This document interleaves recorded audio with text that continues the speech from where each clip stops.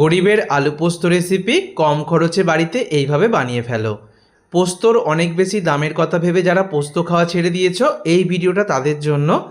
একদম কম খরচে বাড়িতে কীভাবে পোস্ত রান্না করতে হবে সেটাই আজকে ভিডিওতে দেখাবো, আর সেই পোস্তর স্বাদ কিন্তু সেরা সেরা হবে। রেসিপির জন্য এখানে নিয়েছি 1 চামচ পোস্তদানা, 1 চামচ নিয়েছি চারমগজ, আর ওই চামচের আমি 2 চামচ দিয়ে দিচ্ছি সাদা তিল। সবই আমি মিক্সার জারের মধ্যে নিয়ে নিচ্ছি। যাদের বাড়িতে মিক্সার জার নেই তারা শিলনোড়ার মধ্যে সব কিছুকে বেটে নেবে।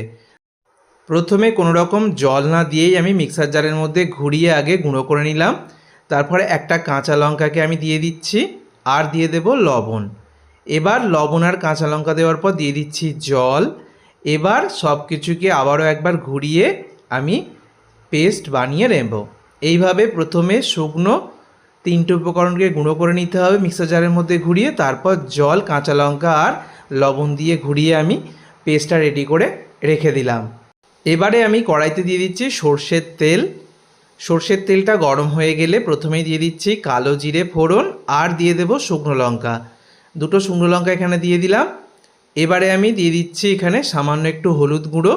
এই হলুদটা তেলের মধ্যে দিলে পোস্তর মধ্যে একটা সুন্দর কালার আসে। এবার আলু পোস্তর জন্য আলু কেটে নিয়েছি। আলুটাকে এরকম ছোটো ছোটো করে টুকরো করে কেটে নিয়েছি। আলুটা দিয়ে দিয়েছি। আলুটাকে ভালো করে ভেজে নেব, তার জন্য আমি ওপরে লবণ দিয়ে দিলাম। এবার একসাথে সব কিছুকে ভেজে নেব। আর আলুর মধ্যে একটা খুব সুন্দর কালার চলে আসবে, যেহেতু হলুদটা আমি তেলের মধ্যে দিয়ে দিয়েছি। সামান্য একটু টমেটো কুচি দিয়ে দিলাম। একটা ছোট টমেটো কুচি করে দিয়েছি। টমেটো দেওয়াটা সম্পূর্ণ অপশনাল, চাইলে বাদ দিতে পারো। আমি এখানে ছোট্ট একটা টমেটো কুচি দিয়েছি। আলু টমেটোকে একসাথে নেড়ে চেড়ে নিয়ে এবার দিয়ে দিচ্ছি পরিমাণ মতো জল। এখানে আলুটা সিদ্ধ হওয়ার জন্য পরিমাণ মতো জল আমি দিয়ে দিলাম। আর এখানে আমি চন্দ্রমুখী আলুর ব্যবহার করেছি, ফলে আলুটা কিন্তু তাড়াতাড়ি সিদ্ধ হয়ে যাবে। ভালো করে একসাথে করে নিলাম। এবার কড়াইটাকে ঢাকনা দিয়ে ঢেকে আমি এটাকে সিদ্ধ হতে বসিয়ে দিলাম। অন্য আরও একটা ফ্রাইং প্যান বসিয়ে দিয়েছি। তার মধ্যে 1 চামচ সর্ষের তেল দিয়ে সর্ষের তেলটাকে ভালো করে চাড়িয়ে নিয়ে, সর্ষের তেলটা ভালো মতো গরম হয়ে গেলে মিক্সার জারের মধ্যে যে পেস্ট আমি করে রেখেছিলাম পোস্ত, চারমগজ আর সাদা তিলের, সেটা দিয়ে দিয়েছি। এবার সর্ষের তেলের মধ্যে ভালো করে নেড়ে নিতে হবে। ভালো করে 2 মিনিট নেড়ে চেড়ে নিতে হবে। এইভাবে অবশ্যই সর্ষের তেলের মধ্যে এই পেস্টটাকে নেড়ে চেড়ে নেবে। দেখো ভালো করে নেড়ে চেড়ে নিয়েছি 2 মিনিট। এবারে এদিকে আমার মিনিট 5 মতো এটাকে আমি ফুটতে দিয়েছিলাম। যেহেতু চন্দ্রমুখী আলু দিয়ে রেসিপিটা করছি আর আলুগুলো ছোটো ছোটো করে কাটা রয়েছে, ফলে আলু সিদ্ধ হতে বেশি সময় লাগবে না। দেখো আলু কিন্তু প্রায় সিদ্ধ হয়ে এসছে। এই অবস্থায় আমি যে ফ্রাইং প্যানের মধ্যে সর্ষের তেলের মধ্যে যে পেস্টটাকে নেড়ে চেড়ে নিয়েছি সেটা দিয়ে দিচ্ছি। পোস্তর পেস্টটা আমি দিয়ে দিলাম। এবার ভালো করে পোস্তর পেস্টটাকে আলুর সাথে মিশিয়ে নেব। এইভাবে শুধু পোস্ত দিয়ে বানালে কিন্তু অনেক বেশি পোস্ত লাগবে এবং খরচটাও অনেক বেশি হবে। কিন্তু আমি যেভাবে দেখিয়েছি এইভাবে সাদা তিল আর চারমগজ দিয়ে মিশিয়ে করলে টেস্টটাও দুর্দান্ত হবে, আর পোস্ত খেতেও কিন্তু দারুণ লাগবে।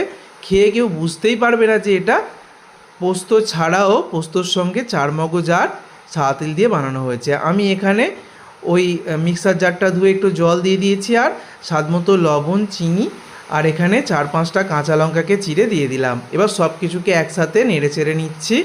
এই রান্নাটা একদম চটজলদি হয়ে যায়। নিরামিষ দিনে বিউলির ডাল আর আলু পোস্ত থাকলে বাঙালির আর কোনো কিচ্ছু লাগে না। গরম ভাতে দুর্দান্ত লাগবে। আর আমি যেভাবে দেখালাম এইভাবে করবে বন্ধুরা, সেরা সেরা হবে। সব কিছুকে নেড়ে চেড়ে আমি আরও মিনিট 3 জন্য ঢাকা দিয়ে দিয়েছিলাম। রান্নাটা আমার একদম কমপ্লিট। ভালো করে একবার জাস্ট নেড়ে চেড়ে দিচ্ছি। আলু ভালোভাবে সিদ্ধ হয়ে গেছে আর পোস্তটা অনেকটা টেনে এসছে। এই অবস্থায় আমি গ্যাস অফ করে দেব, আর ওপর থেকে 1 চামচ সর্ষের তেল শেষে ছড়িয়ে দেব। এই রান্নাটা অবশ্যই সর্ষের তেলেই করবে। 1 চামচ সর্ষের তেল ছড়িয়ে দিলাম। এবার গ্যাস অফ করে দিয়েছি। ঢাকনা দিয়ে ঢেকে মিনিট 5 মতো স্ট্যান্ডিং টাইমে বসিয়ে রেখে আমি এই পোস্ত সার্ভ করব। তৈরি হয়ে গেল গরিবের আলু পোস্ত। এই রেসিপির নামে গরিবের আলু পোস্ত এই কারণেই দিয়েছি, কারণ পোস্তর দাম এখন অনেক বেশি। তাই পোস্ত এখন সত্যি সত্যি ধনী লোকেদের বা বড় লোকেদের খাবার হয়ে গেছে। তো সেই জন্যই আজকে সবার কথা মাথায় রেখে, যাতে সবাই এই পোস্ত রেসিপির স্বাদ নিতে পারে, তাই যেভাবে আমি দেখিয়েছি 1 চামচ পোস্তর ব্যবহারেই এই আলু পোস্ত হয়ে যাবে দুর্দান্ত স্বাদের। অবশ্যই ট্রাই করো। ধন্যবাদ।